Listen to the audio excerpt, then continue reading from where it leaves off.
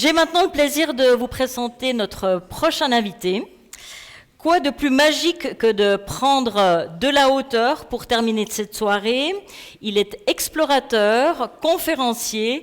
Raphaël Donjean est notre dernier invité. Il réalise son premier tour du monde en catamaran solaire. C'était en 2010. 5 ans plus tard, il réalise la première navigation solaire dans l'Arctique. Raphaël Donjean nous prouve que l'aventure peut être écologique et engagée. Une fin de soirée sous le signe de la passion. Merci de l'accueillir chaleureusement. Raphaël Donjean.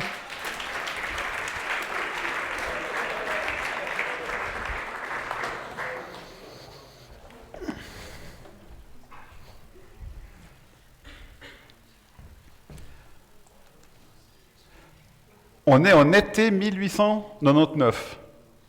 Et c'est la première fois dans l'histoire de l'humanité qu'on franchit le mur des 100 km/h. Il y en a qui connaissent l'histoire. Donc c'est un moment assez incroyable. Il faut savoir qu'il y a des médecins qui pensaient que c'était dangereux pour la santé. Cette voiture qui s'appelle la Jamais Contente, c'est ce véhicule-là qui a passé cette vitesse pour la première fois. Et ce n'était pas une voiture qui fonctionnait avec de l'essence, c'était une voiture électrique. Donc la première fois dans l'histoire de l'humanité qu'on a passé le mur des 100 km/h, tout moyen de locomotion confondu, c'était avec une voiture électrique. Maintenant, pourquoi la Jamais Contente? Donc c'était un ingénieur belge qui a marié une Parisienne. Donc tous les soirs, il travaillait dans son atelier. Tous les week-ends, il travaillait dans son atelier. Sa femme n'était jamais contente, donc il a appelé sa voiture la Jamais Contente. Je ne fais que citer. Donc on voit que ça fait quand même très longtemps qu'on fait des choses assez incroyables grâce à l'électricité. Ma première aventure, c'était Planète Solar. On a fait le premier tour du monde à l'énergie solaire, tout moyen de locomotion confondu, entre 2010 et 2012. Donc une aventure assez extraordinaire. J'ai envie de partager maintenant avec vous quelques images sur ce tour du monde.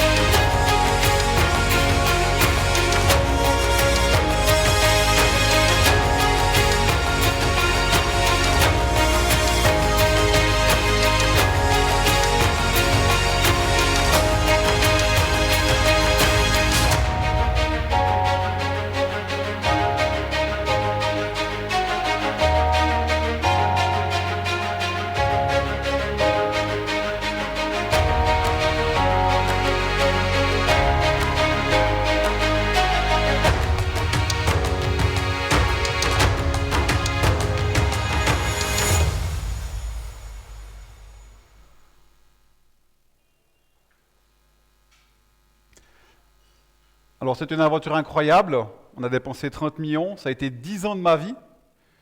Alors pourquoi est-ce que finalement, voilà, mon engagement militant, c'est de promouvoir l'énergie solaire et l'électrification.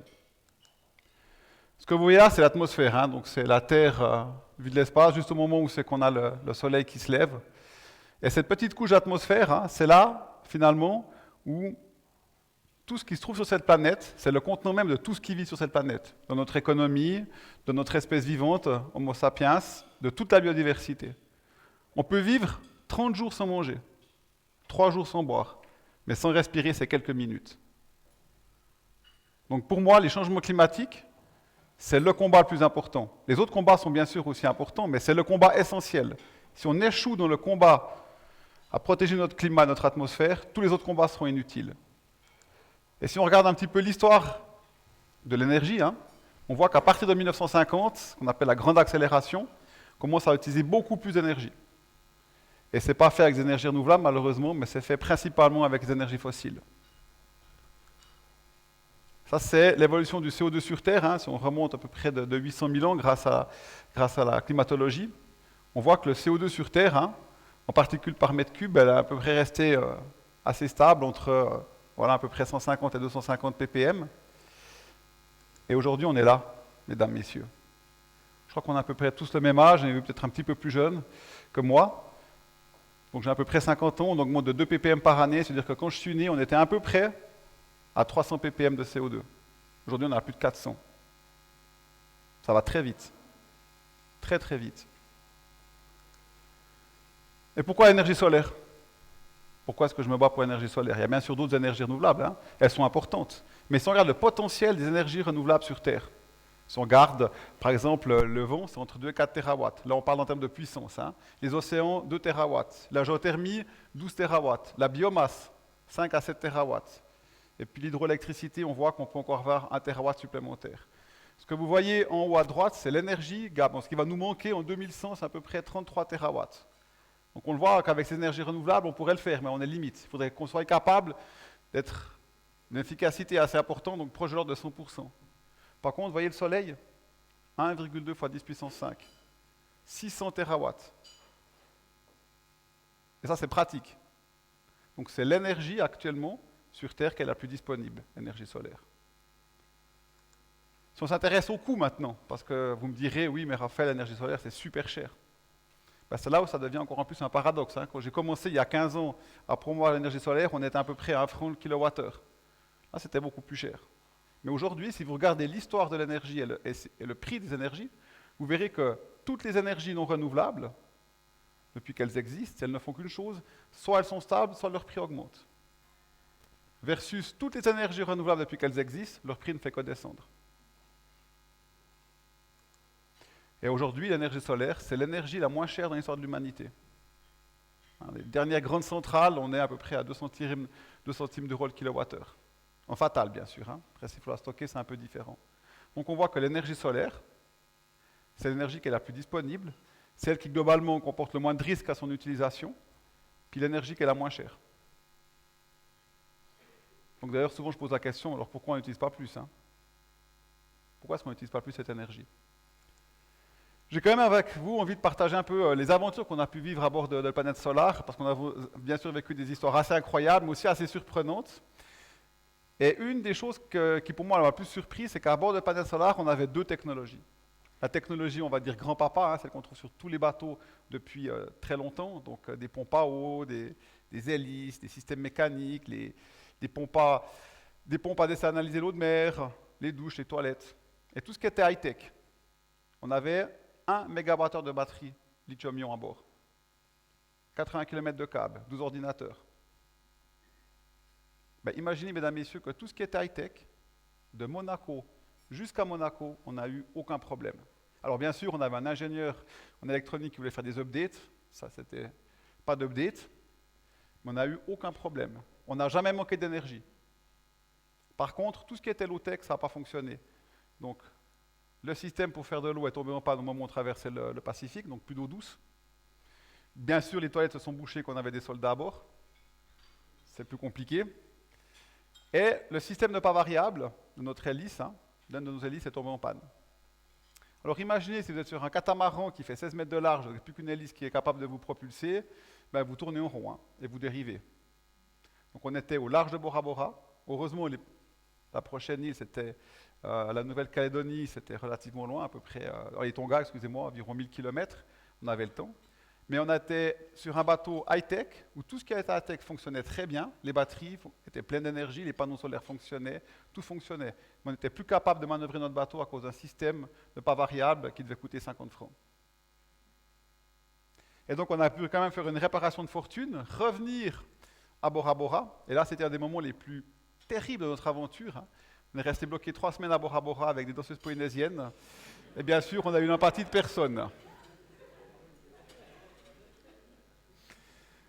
Après, on n'avait que d'autres aventures avec des animaux très sympas. Ce sont des phoques des Galapagos, hein, qui ont élu domicile. On avait une famille sur chaque flotteur. Vous voyez, on a dû fermer la porte Parce qu'en fait, un matin, moi j'avais ma cabine juste à côté de la cuisine, et un matin, il y avait beaucoup de bruit. Alors on avait un Bosco, donc un Allemand de l'Est qui était là, qui faisait des fois, qui mangeait qui faisait pas mal de bruit au petit déjeuner, mais je me suis dit, ah, c'est quand même bizarre, Yann fait vraiment beaucoup de bruit. Et c'était en fait une femelle qui était à bord de notre navire et qui était dans la cuisine en train de manger nos toasts. Il fallait qu'on ferme la porte. Donc on n'avait quasiment plus le droit de monter à bord du bateau, tellement qu'ils aimaient bien finalement les bateaux solaires. Une autre aventure assez extraordinaire, parce que lorsqu'on a fait ce tour du monde, lorsqu'on est parti pour faire ce tour du monde, ce qu'il faut savoir, c'est que quasiment tous les jours, je recevais des messages de gens qui me disaient que j'étais fou, que je n'allais jamais réussir. Hein, notre bateau, on l'appelait le fer à repasser, le maladroit, l'enclume flottante, que faire un tour du monde sur un bateau qui pèse quasiment 100 tonnes avec 20 kW à disposition, ça veut dire 30 chevaux, ce qui est la puissance d'un scooter, ben c'était une folie totale et absolue, qu'on allait couler à la première tempête. Ce qui est d'ailleurs assez sympa, c'est qu'au fur et à mesure où on avançait, hein, donc d'abord c'est l'Atlantique qui allait nous régler notre compte, ensuite c'était le Pacifique, ensuite c'était l'océan Indien, ensuite c'était le retour en Méditerranée. Au fur et à mesure où on arrivait, il y avait de moins en moins de messages. Et lorsqu'on a réussi, les messages sont revenus. Oui, mais bien sûr, c'était possible de faire un tour du monde en bateau solaire. Pourquoi vous avez dépensé autant de temps et d'argent pour le faire?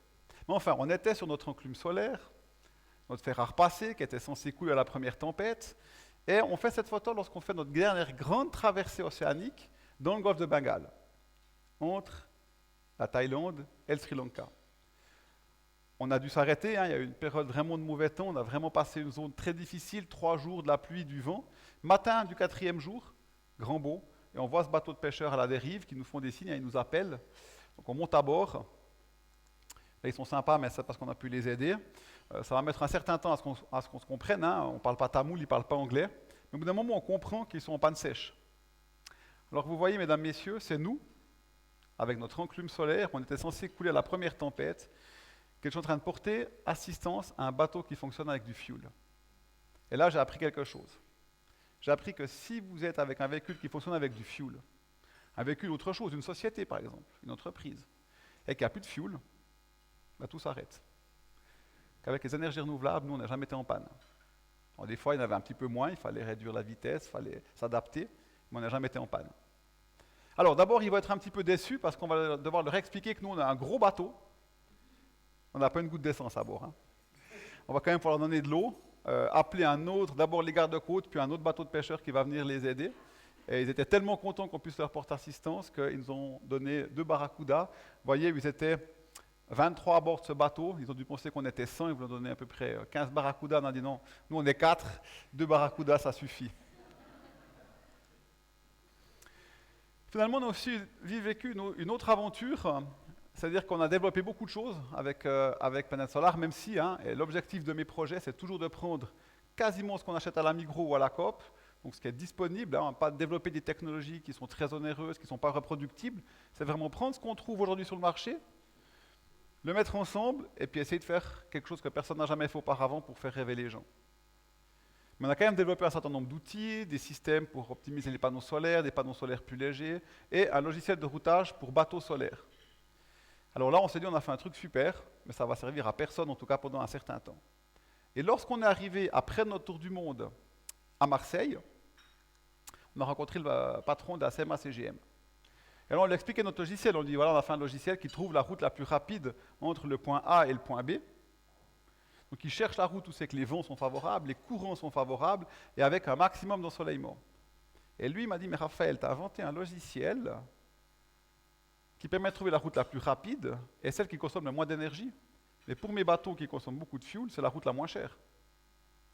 Et donc, sans le savoir, grâce au logiciel qu'on a développé avec une société française qui s'appelle Adrena, on a non pas transformé ces bateaux en bateaux solaires, mais on a augmenté leur efficacité énergétique. Et aujourd'hui, la CMA-CGM, alors il y a quelques vieux capitaines qui ne veulent pas utiliser ce système parce que c'est de la merde, selon eux. Ils sont en train de partir à la retraite. Voilà. Mais la plupart des jeunes commandants, ils utilisent ce logiciel et ils cherchent la route la plus rapide. Ils adaptent leur vitesse en fonction de la météo. Alors que les vieux capitaines, on met pleine vitesse, on va à 25 nœuds, au fur et à mesure on se rapproche de la destination, on ralentit. Ça, du point de vue énergétique, c'est une catastrophe. Et grâce à ça, sur par exemple une traversée du Pacifique, en moyenne, grâce à ce logiciel, ils économisent $1 million en carburant. Vous voyez, un truc qui au départ nous semblait pas être vraiment utile, finalement s'est révélé peut-être être ce qu'on a développé, avec nos partenaires bien sûr, de plus utile de l'aventure de Planète Solar. Voilà, aujourd'hui, le bateau, il a été donné à une fondation, la fondation Race for Water, une fondation lausannoise, qui lutte contre les déchets plastiques dans les océans. Ils y ont rajouté un kite pour tracter le bateau, de l'hydrogène. J'ai pu renaviguer à bord, j'ai pu retraverser le canal de Panama. Et donc ce bateau, qui était censé couler à la première tempête, il a fait un tour du monde, 2 traversées atlantiques supplémentaires, et là, il a refait un demi-tour du monde, il est actuellement au Japon.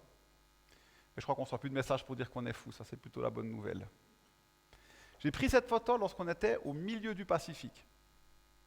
Lorsque j'étais plus jeune, mon rêve, je voulais être un astronaute. Alors, je n'étais pas suffisamment doué à l'école, je n'ai pas pu être astronaute. Mais imaginez-vous, sur un véhicule solaire, sur un bateau, vous êtes au milieu du Pacifique. Vous êtes à peu près à 3000 km de la première Terre. Et là, la journée, vous rechargez votre véhicule grâce à notre étoile, le Soleil. Et la nuit, vous avez vraiment la Voie lactée dans le Pacifique Sud, c'est incroyable. Vous avez vraiment l'impression d'avoir la tête dans les étoiles. Quasiment chaque minute, vous avez une étoile filante qui vous passe sur la tête. Et là, vous avez vraiment l'impression d'être un astronaute dans un vaisseau spatial en train de voyager entre 2 planètes. Et c'est à ce moment-là que je me suis dit, bon, Raphaël, si tu réussis ce tour du monde, au bateau solaire, donc le premier tour du monde à l'énergie solaire, qu'est-ce que tu peux faire de plus ambitieux pour continuer à promouvoir l'énergie solaire? Et ça, je me suis dit, ouais, mais pourquoi pas réaliser le rêve d'Icare, ou la légende d'Icare, mais 4000 ans plus tard. Donc s'approcher des étoiles et voir la courbure de la Terre, et dans la stratosphère à énergie solaire. Ce serait une première. On va essayer de ne pas se brûler les ailes, et ça c'est notre nouvelle aventure, c'est Solar Stratos, dont le but final est d'aller à la frontière de l'espace, d'aller dans la stratosphère grâce à l'énergie solaire.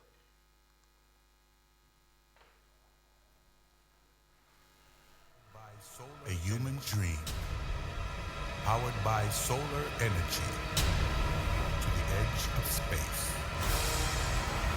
To the edge of space. On est les premiers à construire un avion solaire biplace.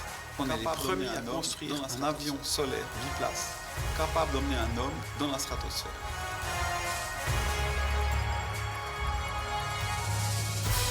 Et lorsque vous êtes les premiers, il faut tracer le chemin, il faut ouvrir les portes. Finalement, la difficulté, c'est de réunir tous ces besoins pour réussir un tel projet.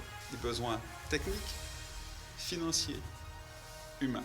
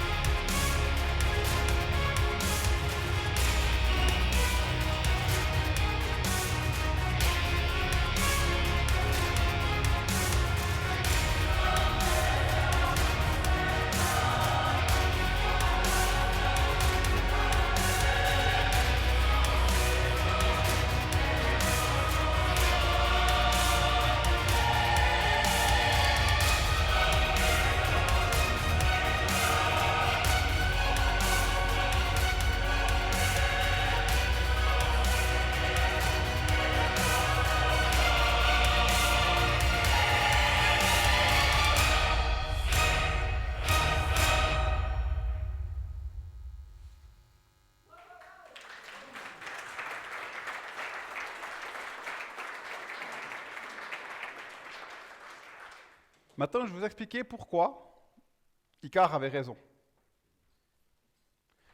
Parce que le meilleur moyen d'aller très haut dans l'atmosphère, c'est grâce à un avion électrique et solaire. Si vous voulez monter avec un avion classique qui fonctionne avec de l'essence, il vous faut bien sûr du carburant, de l'essence, mais il vous faut aussi du comburant, de l'oxygène. Plus on monte, moins il y a d'oxygène. Donc le rendement du moteur baisse. Peut-être que vous l'avez vécu avec votre voiture, quand on monte en montagne, on a moins de puissance, on est moins efficace. On perd à peu près 50% de puissance tous les 5000 mètres. Ce qui veut dire que si on est à 10 000 mètres, on n'a plus que 25% de la puissance. 12% à 15 000, vous voulez monter dans la stratosphère, environ 20 000, c'est 6% de la puissance de votre moteur. Alors c'est possible avec des turbines, vous savez que vous êtes surmotorisé, mais plus vous montez, moins vous avez d'énergie à disposition. C'est tout le contraire avec un avion électrique et solaire. Déjà, c'est un moteur électrique, il n'a pas besoin d'oxygène. Donc le rendement du moteur, il reste le même, il ne change pas. Et on profite de deux avantages supplémentaires. Le premier, plus on monte, et moins le soleil traverse l'atmosphère. Hein. Donc on a à peu près 1000 watts par mètre carré qu'on reçoit du soleil lorsqu'on est au niveau de la mer en été. Mais lorsqu'on est dans la stratosphère, on a 1360 watts. Et ça, quelle que soit l'heure. Parce que bien sûr, le soir, hein, vu que le soleil traverse l'atmosphère sur une distance encore plus longue, c'est pour ça qu'on peut le regarder quasiment en direct, parce qu'on a plus de 1000 watts par mètre carré. Donc lorsqu'on monte dans la stratosphère, on reçoit beaucoup plus d'énergie du soleil. 35% à midi, mais le soir ou le matin, c'est de l'ordre de 200%, voire plus. Autre avantage, les cellules solaires. C'est un paradoxe, mais une cellule solaire au silicium, plus elle est froide, mieux elle fonctionne. On gagne à peu près 3% par 10 degrés. Donc lorsqu'on était sur notre bateau avec panneaux solaires et que la température ambiante était à peu près de 35 degrés, la température des cellules solaires, c'était de l'ordre de 70 degrés. D'ailleurs, on a pu faire des eaux plats. Bon, ça ne marche pas vraiment parce qu'une fois que vous mettez l'œuf, il n'y a plus de soleil vraiment sur la cellule et ça finit un peu moyen. Mais bon, on a essayé, on a presque réussi. Or, dans la stratosphère, on est à moins 60 degrés. Quasiment 100 degrés de température ambiante en moins. Donc ce qui veut dire que plus on monte, plus il y a d'énergie à disposition et plus le rendement des cellules solaires est efficace. Donc avec un avion à essence, plus on monte et moins d'énergie à disposition. Et avec un avion solaire et électrique, plus on monte et plus on a d'énergie à disposition. Alors, je vais être honnête avec vous, on ne peut pas aller sur la Lune, parce qu'il faut aussi plus d'énergie pour voler, bien sûr. Sinon, on pourrait quitter l'atmosphère, et ça, c'est malheureusement pas possible. Mais on voit que le meilleur moyen d'aller dans la haute atmosphère, c'est grâce à un avion électrique, grâce à un avion solaire, donc Icare avait raison. Donc pour l'instant, on n'a pas encore atteint la stratosphère, hein, on a des super images de synthèse, mais ce sont des images de synthèse, je spécifie. On a monté à 12 000 pieds, un peu plus de 4 000 mètres d'altitude. Donc le chemin de la stratosphère, c'est quelque chose qui est très compliqué. On me demande souvent c'est pour quand, je dis toujours on avance le plus vite possible. On a cassé des ailes, il faut trouver des sponsors, il faut gérer l'OFAC. On va faire ce vol aux États-Unis. Aujourd'hui, jusqu'à récemment, les États-Unis c'était fermé. Maintenant, on a des problèmes de composants. Donc c'est une aventure, c'est compliqué, mais c'est une aventure incroyable. Et si on le fait, et si ça m'excite, c'est parce justement c'est compliqué. Donc il faut par exemple une combinaison spatiale. Je vais vous poser une question. Pourquoi est-ce qu'il faut une combinaison spatiale pour aller dans la stratosphère pressurisée? Admettons même que j'aurais de l'oxygène, que la température serait bonne. Pourquoi est-ce que dans la stratosphère, si on n'a pas une combinaison spatiale, on va mourir de manière assez rapide? Non. Vous avez appris ça à l'école secondaire. Non, le froid, admettons qu'il fait super chaud, il fait 20 degrés. La pression, ouais, qu'est-ce qui se passe? Non. Non plus. On a appris ça à l'école secondaire. Hein. Qu'est-ce qui se passe sur un liquide quand la pression diminue? Sur son point d'ébullition, qu'est-ce qui se passe? Il va se mettre à bouillir. Hein. Donc en fin de compte, vous vous souvenez que si vous faites des pâtes au niveau de la mer, vous aurez 100 degrés lorsque l'eau va bouillir, mais si vous êtes au Mont Blanc, ça va plutôt être à 65 degrés, 70 degrés. Il faudra cuire vos pâtes plus longtemps. À un moment donné, vous êtes tellement haut que votre sang et tous vos liquides interstitiels se mettent à bouillir. Ça fait des bulles et ça, c'est très très mauvais pour la santé. Voilà.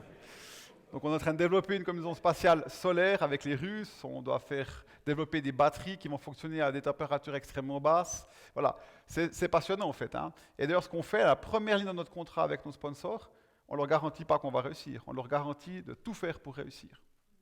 C'est très différent. Voilà, plein de défis à réaliser qui nous attendent. Là, c'est le test que j'ai fait d'ailleurs la semaine passée. Je suis retombé malade. Chaque fois que je vais là-bas, je tombe malade chez Zvezda. Donc, j'ai fait 7 heures dans cette combinaison, à peu près 25 km d'altitude, température aux alentours de moins 50. C'est des températures bien plus extrêmes que ce qu'on va devoir vivre, ce que je vais vivre pendant le vol. Mais voilà, c'est les Russes, ils aiment bien tester le plus difficile. Comme ça, au moins, on est sûr que maintenant, ça devrait fonctionner.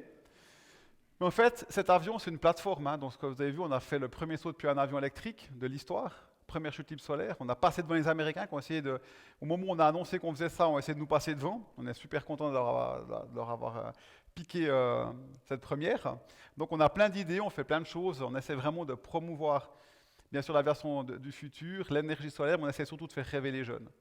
Vous savez, aujourd'hui, je pense pour être jeune, c'est assez compliqué parce qu'ils doivent se dire, ok, moi je pourrais plus prendre l'avion, je pourrais plus faire du ski nautique, je pourrais plus faire du ski parce que peut-être qu'un jour ce sera interdit, je pourrais plus.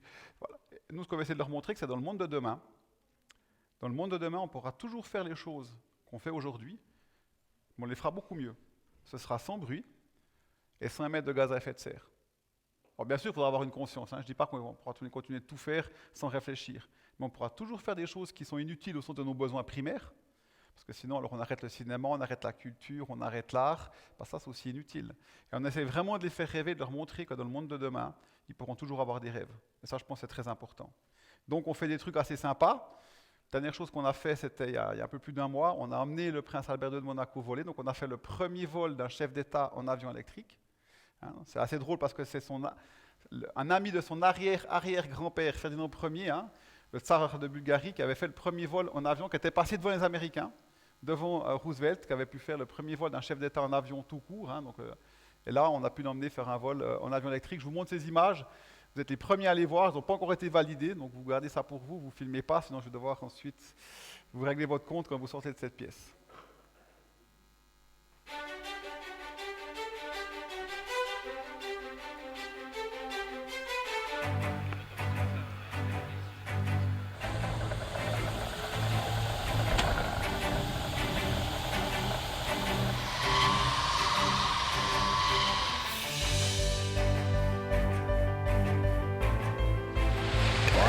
Génial! Avec Force Alpha 2 fois.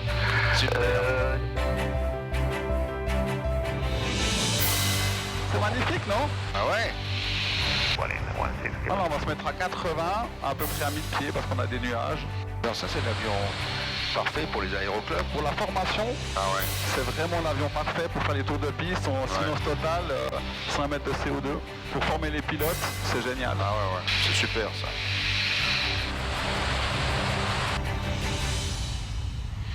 Monseigneur, c'est vous qui volez un avion électrique? Toute première aujourd'hui. Facile à voler en plus, hein? Ah ouais.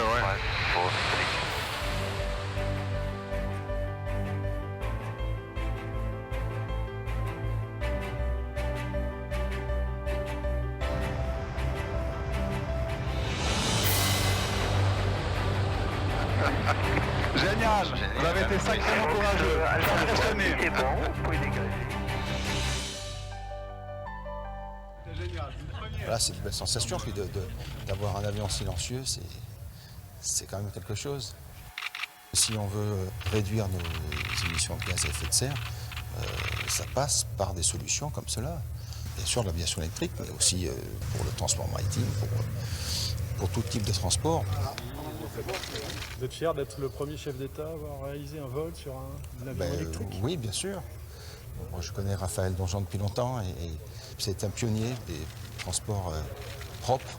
Et donc, c'est formidable de pouvoir faire ça avec lui. Et on voit vraiment la passion qu'il a pour mener à bien ces projets-là et ces rêves-là.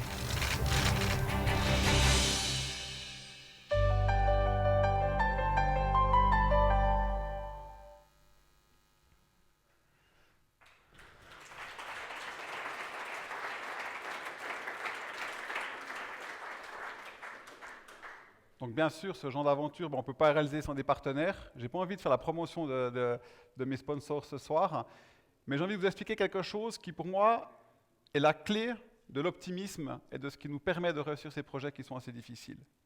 Trouver les partenaires dans une aventure comme la nôtre, pour un projet qu'on n'est pas sûr de réussir, vous imaginez bien, vous êtes tous des investisseurs, vous imaginez bien que si je viens vous demander de l'argent, ça va être compliqué quand même. Je vais vous dire qu'est-ce qu'il va bien pouvoir me raconter pour que j'accepte de donner quelque chose. Mais moi, mesdames et messieurs, je vais vous expliquer plutôt l'état d'esprit qu'on a. Donc, chercher un sponsor, c'est à peu près 2% de chances de réussite. Ce qui veut dire que quand vous cherchez un partenaire, tous les jours, et c'est mon job, tous les jours, on reçoit des réponses négatives. Et là, il y a deux options qui s'offrent à vous. La première, la pessimiste. Vous dites, ouh là là, une réponse négative. Oh, je ne vais jamais y arriver. Une deuxième, vous allez être encore plus pessimiste, et ça va créer un cercle qui ne va pas être vertueux, mais plutôt vicieux, vous allez devenir de plus en plus pessimiste. Et si vous êtes pessimiste, aucune chance de trouver un sponsor. Parce que si vous arrivez vers un futur sponsor, vous vous dites, oh, mais je sais que derrière vous allez me dire non, c'est mal barre. Ou alors, vous pouvez utiliser les mathématiques à votre avantage et les statistiques à votre avantage. Ça, c'est la version optimiste. Vous vous dites, ok, j'ai 2% de chance de succès. Donc, ce qui veut dire que si j'ai un nombre infini de réponses négatives, j'ai aussi un nombre infini de réponses positives. Ce qui veut dire que chaque fois que vous recevez une réponse négative, ça vous rapproche de la première réponse positive. Donc chez nous, chaque fois qu'on reçoit une réponse négative, on se dit « yes ». On s'approche du prochain sponsor. Et ça, c'est un esprit optimiste. on fait vraiment face aujourd'hui à un défi. Les changements climatiques, la perte de la biodiversité. On est vraiment face à un défi. Et en fait, je suis convaincu d'une chose, et l'histoire de l'humanité nous a démontré, l'homme est capable du meilleur comme du pire. Mais on a une chance, mesdames et messieurs, aujourd'hui, c'est que je pense que la nature, elle va nous forcer à faire un choix. On est à la croisée des chemins aujourd'hui. C'est-à-dire, soit on est capable de prendre le chemin d'un état d'esprit collectif où on réapprend ce que c'est à vivre en groupe, hein. On a oublié ça, hein. On est devenu extrêmement individualiste. Donc soit on est capable de réapprendre ce que c'est de vivre en groupe. Quand on commence sapiens, on est un mammifère, on a besoin du groupe pour survivre. Soit on est capable de réapprendre ça, de prendre le bon chemin. C'est vraiment notre sagesse d'aujourd'hui qui va définir ce qu'on va être capable de faire demain. Le temps compte, il faut aller extrêmement vite. Mais moi, je suis extrêmement optimiste que ces changements, c'est une chance. C'est une chance d'imaginer un monde différent, un monde meilleur. J'ai entendu parler de capitalisme, d'altruisme. Pour moi, c'est deux mots qui sont totalement ambivalents. Il faut réinventer un monde différent. Il faut s'affranchir des énergies fossiles. Il faut aller très vite. Mais je suis extrêmement optimiste. Et c'est pour ça que je vais terminer cette conférence, non pas par merci, mais par s'il vous plaît. S'il vous plaît. Et bonne chance.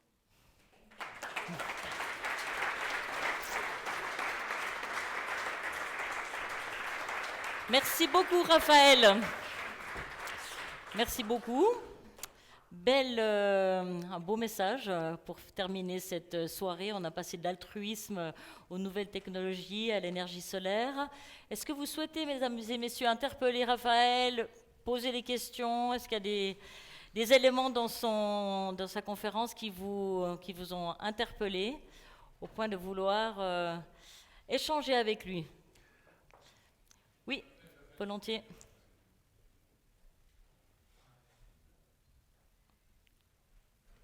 Oui, ici devant, deuxième table. Oui, merci beaucoup. Vous avez présenté un argument au niveau de l'énergie, le coût de l'énergie solaire et le coût des autres énergies. Et en même temps, on vit, en tout cas en Suisse par rapport à l'Allemagne, qu'eux, ils ont encore beaucoup d'énergie au charbon, qui est moins cher que le solaire. Donc la statistique, ou plutôt, ils promouvoient cette énergie de charbon parce que l'apparemment elle est moins chère. Donc cette statistique, ou le prix que vous avez montré, comment il faut comprendre que voilà, on a cette situation en Allemagne, qu'ils ont un problème avec ce charbon, ou plutôt ils produisent ce charbon, l'énergie avec le charbon, et nous on dit que, vous dites, moi je suis convaincu de votre argument, que l'énergie solaire est moins chère. Je ne comprends pas encore le contexte. Bon, vous avez un aventurier ici, pas un spécialiste. Donc non, si vous regardez le tableau là que je pourrais peut-être ressortir, est-ce qu'on peut mettre donc l'énergie du charbon est plus chère que l'énergie solaire aujourd'hui en fatal. Donc l'énergie solaire qu'on consomme tout de suite, elle est moins chère que l'énergie du charbon. Elle est beaucoup moins chère, on est à 2 centimes et le charbon on est à peu près à 8 centimes aujourd'hui. Là on ne tient pas compte en plus du coût écologique ni d'ailleurs de la tonne de CO2 qui est en train d'augmenter actuellement. Par contre, c'est une énergie fatale. Donc bien sûr que si vous voulez en consommer la nuit en permanence, une centrale au charbon, c'est du ruban. Et là, il faut rajouter le coût du stockage. Et là, si vous rajoutez le coût du stockage, à ce moment-là, l'énergie solaire, elle est un peu plus chère que l'énergie du charbon pour l'instant. Il faut qu'on baisse le coût du stockage. Mais produire aujourd'hui de l'électricité avec du charbon, c'est complètement schizophrénique. Voilà. Pour la plupart, parce qu'on n'aurait pas besoin de produire autant d'énergie au charbon. Mais après, on a un problème qui sont souvent techniques. C'est-à-dire que si vous voulez mettre en place des grandes centrales solaires, il vous faut quand même plus de temps.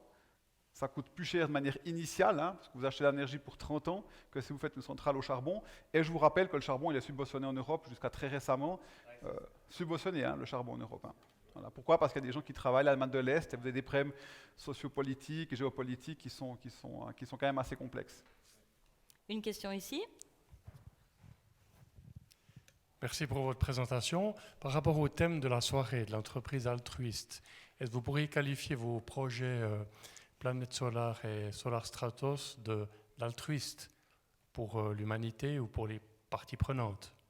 Alors, je dirais il y a deux choses pour moi. Je pense que de l'altruisme, parce que le but est altruiste, je l'espère, mais ça, c'est à vous d'en juger. Et maintenant, que ce soit Planète Solar, Solar Stratos, donc Planète Solar, c'est une fondation d'utilité publique, et que lorsqu'on crée une société anonyme, vous savez qu'en Suisse, on peut faire une SA à but non lucratif. Hein.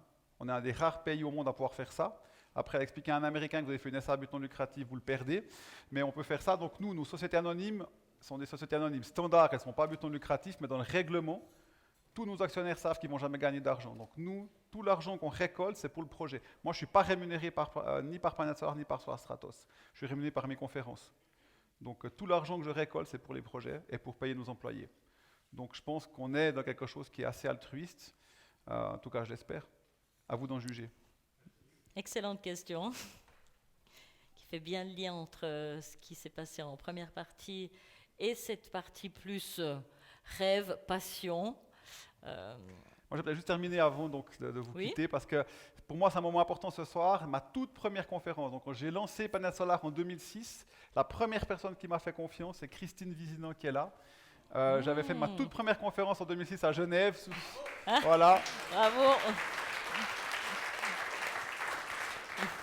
Et donc, je suis très ému de faire une conférence ce soir, 15 ans plus tard, le temps passe trop vite. Merci Christine de ta confiance, c'est toi qui m'as lancé et qui m'a permis de faire ce que je fais aujourd'hui. Merci infiniment.